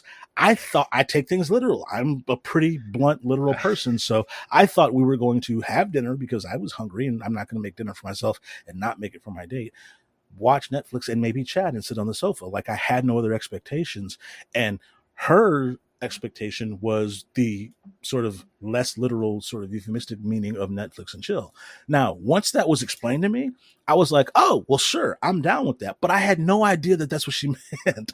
So literally, I'm just thinking Netflix, and she's like showing up not wearing a whole lot, which I wasn't mad at, but it was kind of one of those, oh, wait a minute, okay, we were on two different pages here. And the reason is because one of us didn't use pretty specific language. And so, I mean, this is how misunderstandings can happen. Now, luckily for me and everyone involved, we kind of got that worked out. But I'm one of those really, really straightforward people. And I'll tell someone in a heartbeat, and I tell all my partners is, if you want me to know something, you better freaking say it. I don't pick up on subtlety very well. Like, I'm not good at that. So, I mean, you have to say the words with me or else I'm not going to get it. I'm not saying I'm not an intelligent person. I just, there's some things I pick up on very well and some I don't. And I really don't do subtlety well. I mean, it's got to be pretty obvious to me. Although I'm getting better as I have trained to be a therapist and I've learned to read some things in people. But yeah, I love that story. I actually had something similar happen to me once, because I'm like you, where I do take things very literally, and and when I say things, I usually mean them very literally too. Like, and I was in class with somebody who I did really like. This was back when I was in college, and but we were going to be studying for a test, and I asked them if they wanted to come over and study with me, and apparently like they thought that this was just like a pretense to lure them back to my place or something. And so when they showed up and I was like, had the books out and I had the study sheets and I was like, all ready to go, they were like, what the hell? Right. I thought, and I was like, well, what do you mean? Like, I asked you if I wanted you to come over and have sex with me, I would have asked for that. Like, this is a person I actually ended up marrying, so we worked it out. But like, right, yeah, or I would have said study and sex. Like, I would have just actually said it. I mean, it's pretty. And then, unfortunately, my life, especially my dating life, is littered with stories like that. There was the one where it was a lazy Saturday morning and I woke up and was texting somebody I had been talking to, and she was laying in her bed and was just talking about how she was lonely and she's in this big old king size bed by herself, and and she's like, oh, well, my cat's here now. I was like, well, lucky cat. I was like, yeah, I wish it was somebody else with the cat. And we must have gone back and forth for like 20 and 30 minutes with her, quote unquote, dropping hints. And I was like, well, yeah, I mean, it's sometimes it's just nice to lay in bed on a Saturday morning. She's like, yeah, but I really wish I wasn't alone in this bed by myself. And I was like, yeah, sometimes it's nice to not be alone in the bed. But hey, I mean, it's just like I didn't get it. And eventually she's like, okay, I'm going to try this one more time. And I'm like, try what? Because of course I'm just clueless. She literally, and I'm not kidding, wrote to me in the text, quote, I hereby cordially invite you to come over to cuddle and have sex with me in my bed right now. So that time I got what she was trying to say. And she lives 45 minutes. Like, yeah, she lives about 45 minutes away, and I was there in 32 minutes. I mean, I was like, okay, see, now I got it. Like that part made me. She's like, okay, great. I was afraid I was going to have to use semaphore or landing plane lights or something next. And I was like, you just have to use language that is pretty. I mean, I'm not use the words. Yeah, just actually ask for the thing that you want. Right. I mean, and again, I think that this is also a cultural thing. I think that people who are gendered as women or whatever, are definitely discouraged a lot of times from there's a lot of social pressure that seems to say that and this is of course changing, but it seems to say that being enthusiastic about sex, being into sex, or whatever, it's not acceptable. It's not so even to ask for that, I think can be a hurdle too, which is actually another problem with our culture and why we don't have a consent culture yet. Yeah, I mean, it is cultural, and yeah, it's probably changing a little bit. Not that much though. I mean, if you've seen dating sites, there's still people that are really there's a lot of them that are kind of old fashioned and stuff. And I'm not mad at people and sort of their beliefs and things. I just don't understand how in a world of information that adults can't just use plain language with each other. And again, if people talk about, well, it takes away the romance and it takes away the mood or whatever other excuse they use for not actually just using words, none of them make any sense to me. I don't get it. But for me, I think it really is a mood killer if somebody has a complete misunderstanding about something and ends up in a very, very embarrassing moment, or worse, in the back of a police car. See, that's a problem to me. That would be a mood killer. That would be a reason to have just said, couldn't you have just said the words instead of having me assume one thing when you meant another, or vice versa? So yeah, that's why specificity is so important. And again, it's not only can you not consent to something if you don't know what it is, you have to specifically know what it is, or else you're consenting to the wrong thing. Yeah, that makes a lot of sense. Yeah. So before we move on, Deep said he had his story too, and I'm just kind of curious if you want to share. Real quick. Just the phrase Netflix and chill. I told a girl that at work 10 years ago or whatever, whenever Netflix was new and hot and not like now when they're kind of shitty, but it's no good. But I didn't know what Netflix and chill meant. I literally thought it's just, you want to come over to my house and watch fucking Netflix? I got a Netflix account. We can watch Planet Earth and shit. And she just laughed at me and walked away. And for years I had no idea why. It's because it means to have fuck. Right. Does it still mean that she laughed at you and walked away instead of being saying no thank you or whatever? I don't know. Yeah, exactly. I just thought it was oh shit. I don't know. Yeah. And I have kept myself awake at night trying to think of all the times that somebody was actually saying something that I didn't understand and I just missed it, because I'm yeah, if I start going down that rabbit hole, I'll be gone for weeks, because there's no telling how much stuff has been said to me without actually saying it, and I'm just yeah. So that's one of the reasons why I am just a very, very blunt advocate for listen, just freaking, I don't care if you got to write it down, but you have to communicate it to me clearly. Expecting me to pick up on hints that I don't even necessarily know are dropping. I'm the guy that doesn't know when he's being flirted with, for crying out loud. So literally have been at a function and had one of my partners, who's the greatest wing woman in the world, tell me that somebody else was flirting with me. And then I said, no, she's not. She's yeah, no, she really is. We got into an argument over whether or not somebody else was flirting with me. And of course they were obviously flirting with me. I just am not very good at picking up on those things. So yeah, I have just kind of had to learn that's a handicap that I have, and I have to sort of deal with it, So, yeah, it's a bit of a disability, but and also on the flip side, folks that are listening, and you might have had experiences where you think that you've dropped obvious hints and been rejected. That might not have been the case. It might have just been that the person didn't understand what you wanted because you weren't asking clearly enough. So, yeah, and if you have an interesting story like that and would like it to be read on out loud, please email us at smutsup Please, I want to read them. Yes, we love to hear Yeah. your stories always. So yes. Yeah. Oh gosh. Oh, I have so many stories. Anyway, never mind. This isn't about me, or maybe it is. I don't know. Well, it is an interview with you, so I mean, you're here, so it's sort of. Yeah. So You many will be the stories. title. Yeah. No, just there was that time I was at a polyamory convention, and a really, really beautiful woman was talking to me and like was smiling, and I was like all excited, and so I kept going to the right to check in with my other partner and tell her, hey, the really pretty girl's talking to me. She's like, I know, you should go over there and talk to her. So I was like talking to her, and she's like, I really like consent. It really turns me on. I'm like, cool. I happen to be a consent educator. And like, I wasn't getting, I wasn't picking up what she was laying down. And at one point she says to me, it's okay. You can relax. My feet are pointed at you. And I'm like, oh yes, they are. Nice shoes. Like I was just so freaking clueless. And so at one point my girlfriend comes over and she's like, babe, no, seriously, just relax and talk to her. She's obviously interested in you. So I'm like, oh, so at that point I got it. So then I got up, girded up myself and got as eloquent as I could. And I go, hi, you're pretty. Like that was what I came up with. That's what I had because I'm so freaking awkward. Yeah, it was. Oh man, that would happen to me too. So I understand. Yeah, I'm terrible at that. That's what I Hi, like. you're pretty is not a horrible thing for somebody to hear, though. I don't think. I mean, but literally. Really, the volume increased by a factor of 10. I'm not kidding you. My face cracked, even though it's been like 30 some odd years since puberty or my voice cracked. It was just like, listening back to myself saying that, I'm like, my God, I did that, didn't I? And of course I did, because I didn't just do it. I did it in a room full of witnesses. So I couldn't deny it if I wanted to. And it's just like, I can't rewrite my own history. Yeah. It's like, you're there to see it. Damn it, I can never get that moment back. So yeah, it was just...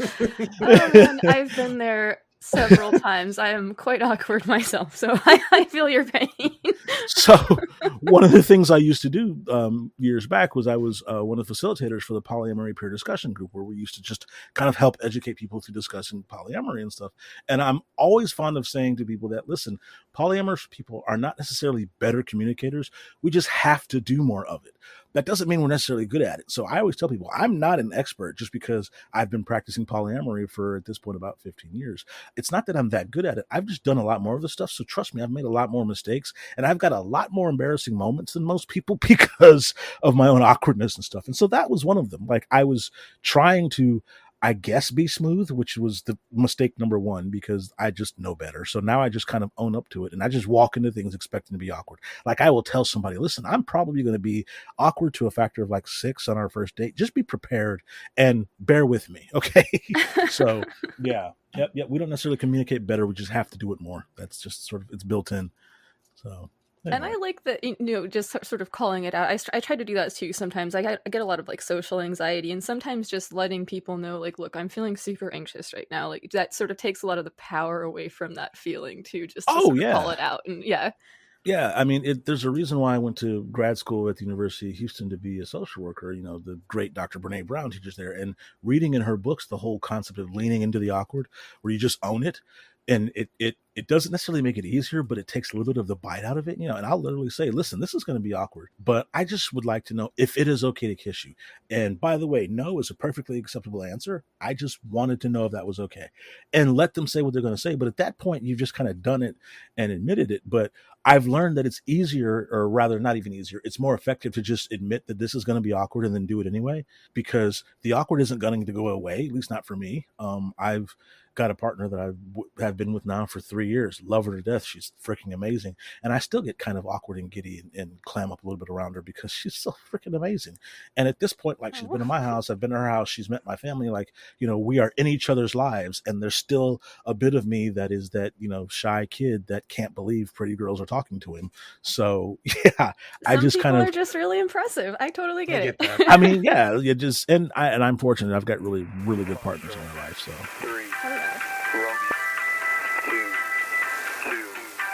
4, Yankee, Romeo. Greetings, it's me again, Lexa from the future. I love what Zach was just saying about his partners. That's very dope. It makes me want to express my gratitude for all the amazing people in my life, including some people who I've never even met, but who listen to this show and support my other work. I super appreciate it, so thank you. Speaking of impressive people, I'd like to give a big shout out to everybody participating in the Green Mushroom Project, regardless of what that looks like for you in your practice. Much love and much love. I'm going to play the third iteration of the Green Mushroom Project 23 Bibliomancy Sound Magic track. This is something which we listen to before conducting a form of bibliomancy together on the 23rd of each month, as we continue our experiment in building our own scripture from snippets of other books which have been randomly arranged. The sound magic track which goes with this is being built by adding the new lines which we come up with during the ritual, so that it can be used for next month's. It's a sort of feedback loop thing. It's been very interesting and enjoyable so far. If you're into participating, check out the show notes for links about the project. We'd love to have you join us on the 23rd when we play with books and dice. There are a lot of other cool things happening with the project too, including some rad planetary stuff that Dave Ardrey from Unearthing Paranormalcy is putting together, and much more. Some cool stuff coming down the line here, so check it out. Okay, so in this third iteration of the 23 Bibliomancy track, you will hear my voice as well as the dulcet tones of the ever-articulate E.K. Manu, host of the Woodland Show podcast. And we are reading the first two chapters, or whatever they are, of the scripture that we're building. So after the track is over, we're going to go ahead and roll right into the rest of my conversation with Lonnie Scott and hear about his experiences with Odin, as well as about inclusive heathenry. I'll be back later to share a new version of a sound magic track I made about a year and a half ago as part of my devotional work with the Love and War Goddess, and we will also hear the rest of Deep in My's conversation with Zach about the INVEST model for understanding consent, and also some very cool stuff that the National Coalition for Sexual Freedom is up to regarding trying to keep the government out of adult people's bedrooms. Okay, so for now, here is the latest iteration of the Green Mushroom Project 23 Bibliomancy track. Enjoy!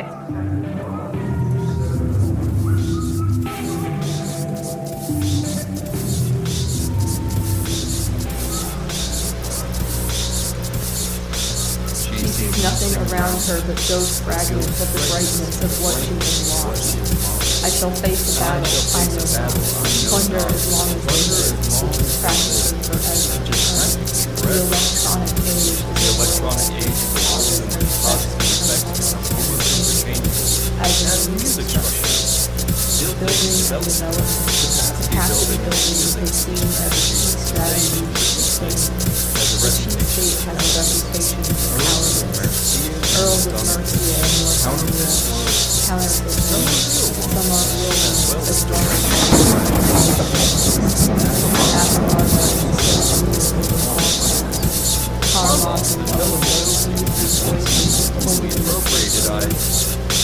Glass does not need to be expensive etched. Of course, my love, with all you do, Fanny. And when you are with another being's mind, you are the being of mine. Female ones, and this over-masculization has had a profound adrenaline. I'm slouched on the couch, which is less the fault of mine. From a typical rabbit of a million years ago, or the typical rabbit, magic is anarchic, wild, and anti-structural.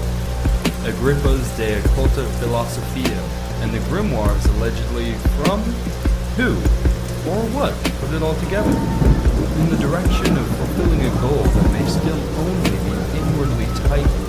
The letters cluster together, and again you must go with the pokey.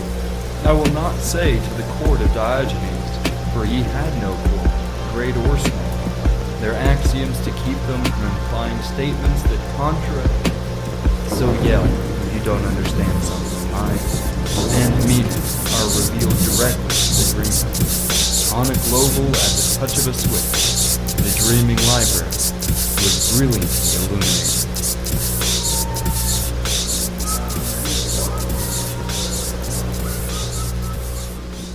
One of the few times in my life I feel I was actually, without a doubt, not just touched with the resonance of a god, but encountered a god. I was sitting in meditation and struck with this vision of what I've come to learn was probably an ancestor.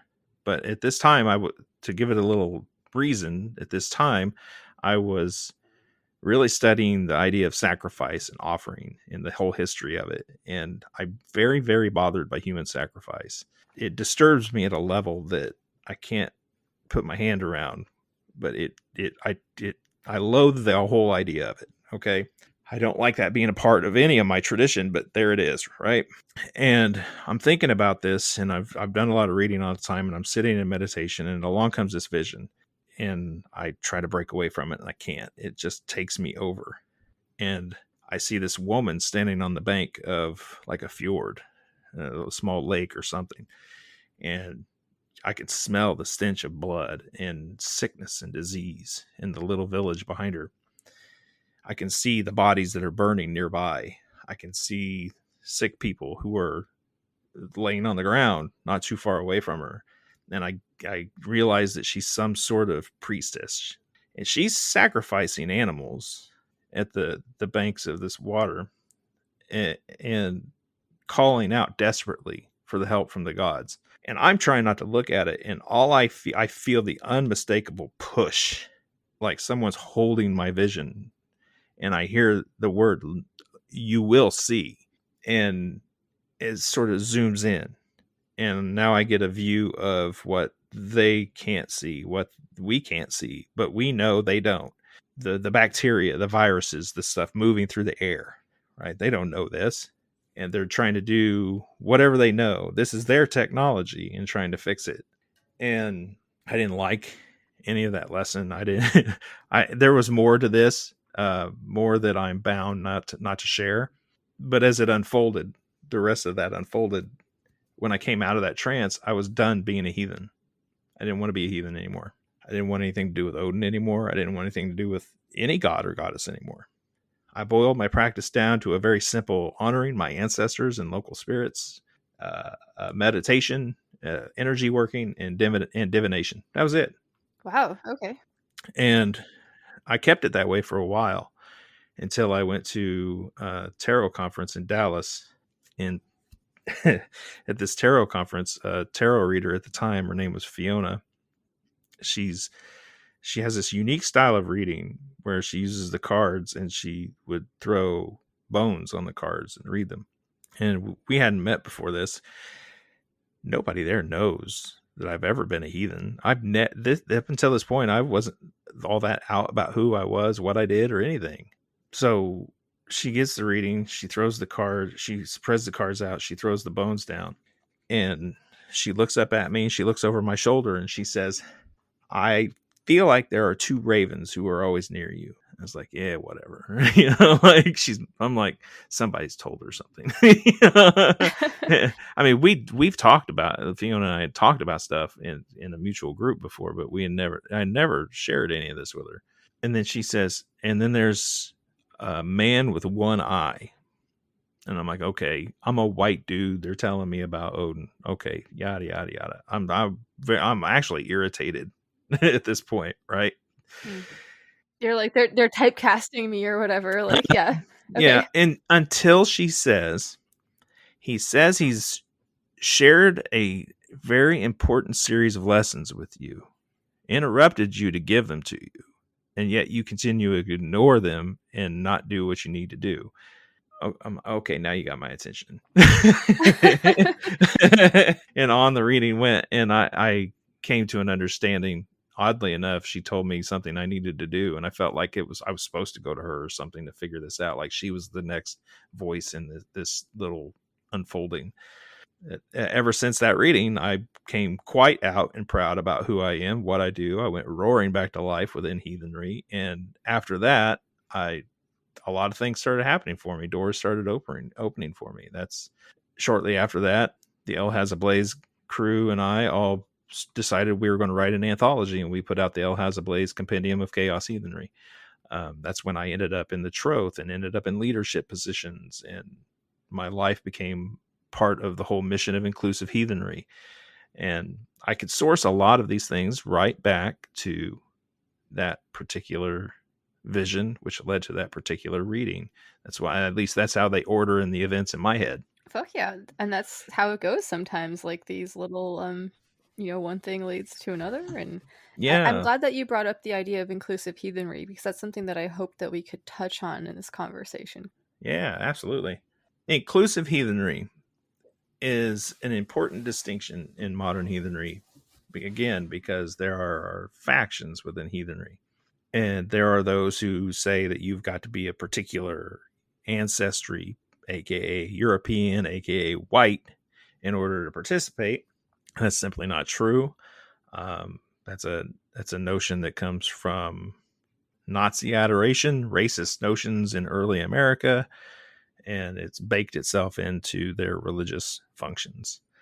Inclusive heathenry it has an opposite message. It says that anyone who's interested is welcome, regardless of your ethnicity, your gender, your sexuality, your physical ability, mental ability, so on. Like, if you're willing to come study, you're willing to learn, you're willing to like understand what it is, then nothing about you physically is important in that manner. Like, it's the whole idea of it's just kind of goofy.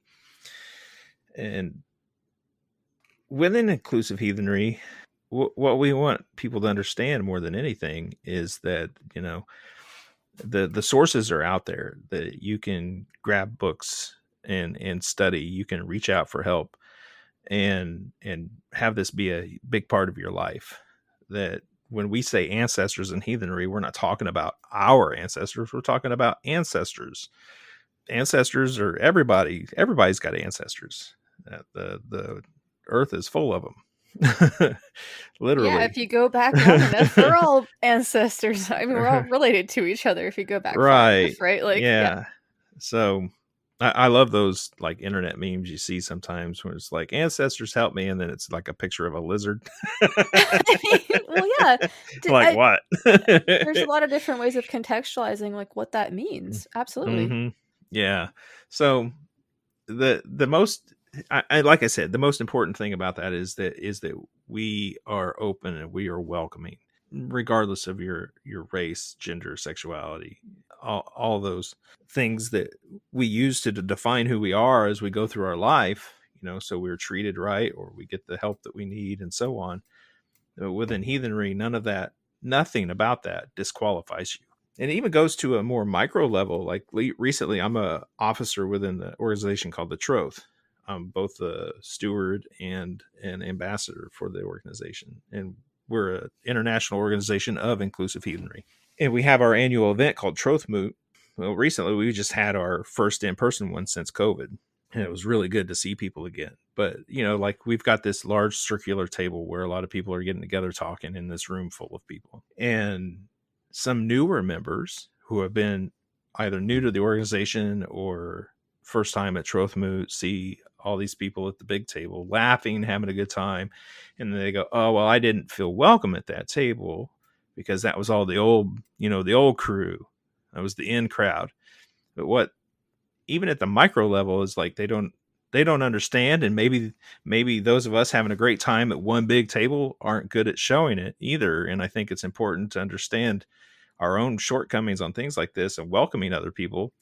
Is that you've got a mixture of brand new people, first time people, and people like me who've been there several times, all getting together having a good time. But you're having such a good time, it looks so insular to the people who are looking from the outside. Yeah. So even in that micro level, like I'm always thinking about how can I be more welcoming? How can I hold that door open wider and dispel misconceptions and allow people in?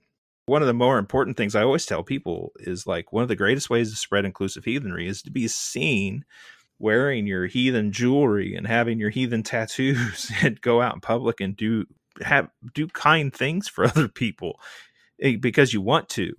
Like the unfortunate reality is that if the Ku Klux Klan goes out and burns a cross and tells everyone that they're Christian, no one identifies Christianity with the actions of the Ku Klux Klan. If that fucking idiot on January 6th that they call the QAnon shaman marches through the Capitol with heathen symbols on him, all of heathenry is suddenly judged by that one moron. It's just a much smaller sample size for people to look at, right? Like, and this is where the attention is, and this is what's good. So yeah, it is important to be visible. Like, yeah, that makes a lot of sense. Yeah. So I think that is it's both easiest and the hardest thing for someone within heathenry to do is to actually be open about who you are and visible and not just visible, but like helpful to others. Be an active member in your community somehow. Let people see you and know that you're heathen, and watch how curious people get. They want to know more. I think we live in this unique period again, similar to part of the 90s when people were really, really into witchcraft. There seems to be an upsurge in all of that again. So Ben Wagner, who's the Shope of the Troth, he's in charge of the publishing, just finished putting together what we call the Big Damn Book, which is the 3rd edition of our Troth, volume 1, 2, and 3, all available. Please go get them. He said something once that stuck with me, and I like to bring this up when I can. He says that we live now in saga times. And what he means by that is that we live in this peculiar period where we get to, like, our actions are going to have more impact on what future generations think heathenry is than perhaps previous generations were doing for us. Yeah, that our actions could very well be more impactful. And I think about that a lot. And I think about how my life, how I live it, my actions, my deeds, my words, my relationships to others, like, how is that going to impact not only today, but future generations of heathenry? Yeah, absolutely. I fucking love that. And I think that even like expanding on beyond heathenry, I think that like what you talked about, this, this idea of like these people that are sitting at this table and they're having a great time, and like they might not realize that there's these other folks that are on the periphery of that, they want to join in, but they just need to be welcomed, right? And so there's this idea of noticing people that are on the periphery and welcoming them to the party, because like if we talk about heathenry, and this is, I don't want to be too reductive, but like, the gods want to party with you, and like, if you're there if you're a wallflower there, like I think it is incumbent on people to try to welcome people to the party where possible. So yeah, fuck yeah. Yeah, I think it's important, and it harkens back to the Havamal, the sayings of Odin, as it were. I mean, one of my favorite things in there says something to the effect of, with half a loaf and a full cup, a whole friend was found. I love that. Yeah, you don't have to have much. You don't have to do much to open that door wide. And I freely admit that I'm not perfect at that.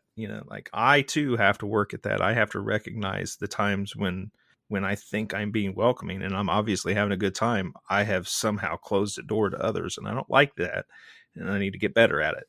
So it's incumbent on all of us to try to be more open, more inclusive, more helpful.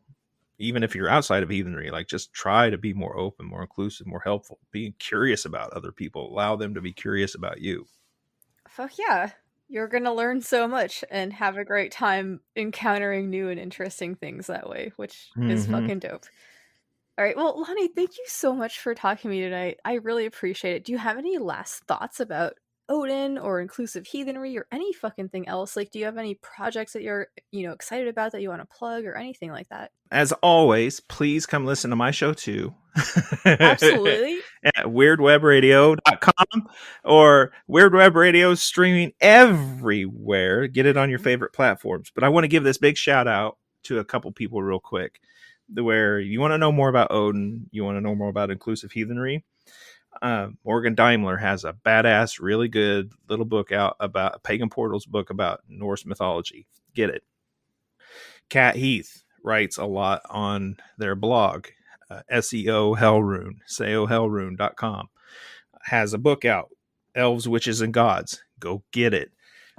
Get it. Ben Wagner, I just told you, finished the Big Damn Book. These humongous books, 1, 2, and 3, the 3rd edition of Our Troth, which is the most up-to-date, scholarship-backed, academic, and practical modern look at heathenry, the spirits, the gods, the goddesses, the practice, the ethics, the morals, and so on. It is a fantastic collection of writing, and I can't not recommend it more. A friend of mine, a very important friend of mine, Patty LaFile, has a book out, Practical Heathen's Guide to Ossetru, which is an excellent entry into like how to heathen. So go get that. All right. And I'll stop there. Those alone can keep you real busy. Just know that those resources are out there. And finally, if you want to reach out and be part of the inclusive mission of heathenry, you want to help it thrive, and you want to be a bigger part of it, then come join us at the Troth. Go to thetroth.org and reach out to one of your local representatives or a steward, and we'll help you get in. We'll help you find what you need. Yeah, Okay? absolutely. So if people listening, they've been interested in the Norse stuff and heathenry, like, but they felt like it just wasn't quote for them or whatever, like that's not really a thing. Like, yeah, check it out. Yeah, if you feel like it's not for you because that's just what you feel, that's one thing. If you feel like it's not for you because people, The social things, like, yeah. As I said, quote for you, right? Like, yeah, it's like I've heard this from a lot of folks where it's like, I'm curious about this, but it seems like it's sort of a closed thing or an exclusive thing, and it's like, well, that's kind of a misconception. Big misconception. Thank you so much for allowing space for this. This has been awesome. Yeah, thank you so much for sharing your thoughts. I really fucking appreciate it. Always good to talk with you. Always awesome to talk to you. And the only way you and I know how to end a conversation is what? Fuck yeah. Fuck yeah. Fuck Crowley. Indeed. All right. Well, Lonnie, thank you so much for joining me. I really fucking appreciate it. Everybody check out Weird Web Radio, and all of those awesome resources that Lonnie mentioned will have mentions or links in the show notes. Sweet. Okay, fuck yeah. Thanks to Lonnie Scott for joining me. Don't forget to check out the show notes for links to his stuff. And seriously, fuck Crowley. I'll share some more thoughts about that in a second here. But I wanted to mention first that it's interesting that Lonnie brought up how sometimes when one works with deities, there can be these strong impressions that they sometimes, like, want stuff in return for whatever you're asking for. Because something like that actually came up for me recently. I was incandescent with anger the other day and sort of fuming, as one does, about some stuff that's happening in the world and in my life, and I was trying to sort of like burn off all this extra energy by working out, and it wasn't really working, and I was getting more and more angry, and I was like pushing myself harder and harder, and then a sort of like strange thing happened. Like I sort of like short-circuited in a way that was not unpleasant. I think it might be appropriate to call it like a rage-gasm, rage orgasm, I don't know. But anyway, the goddess of love and war was there with me, and she was speaking to me. And I will play the sound magic track, which I made a new iteration of as a result of this encounter. That'll be a little bit later on. But first, I want to see if I can reiterate the experience of having a ragegasm by talking about Crowley. Because you know what? There's a lot of fucking ways that I think that as magicians, however you like to contextualize yourself, you know, a spiritual person or a witch or a magician or whatever, like maybe none of those things fit you. I don't know you, but yes, however you like to contextualize yourself, whether it's a magician or a cultist or a witch or whatever, you know, words that you like to use to describe yourself, like, I think that as a community we can fucking do better in a lot of ways.